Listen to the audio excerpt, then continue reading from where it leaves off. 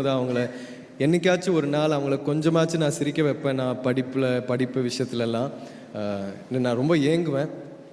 ஆனால் எப்போவுமே ஸ்கூலுக்கு பேரண்ட் டீச்சர் மீட்டிங்க்கெல்லாம் வரும்போது வந்து எப்போவுமே டீச்சர்ஸ் எல்லாம் என்ன நிறைய திட்டி உங்கள் பையன் வந்து சரியாக படிக்க மாட்டேங்கிறான்றது அதெல்லாம் சொல்லி எங்கள் அம்மா வந்து எப்போவுமே எங்கள் அம்மாவுக்கு என் மேலே ஒரு டிசப்பாயின்ட்மெண்ட் ஒன்று இருக்கும்.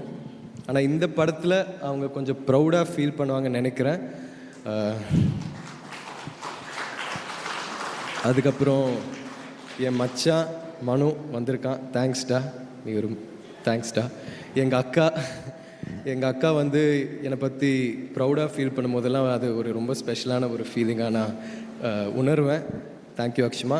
அதுக்கப்புறம் என் மருமகள் ஆர்யா, அவள் வந்து இந்த படம் ஆரம்பிக்கும் போது அப்போ தான் பிறந்தான்னு நினைக்கிறேன். இப்போ வந்து அவர் 5 வயசு குழந்தையாக மாறி தூமாமா தான் என்னோடய பைசன் அப்படின்லாம் சொல்லி பயங்கரமாக ஹாப்பியாக ஃபீல் பண்ணுவா. So thank you Arya. அதுக்கப்புறம் எங்கள் அப்பா ஸ்ரீயா,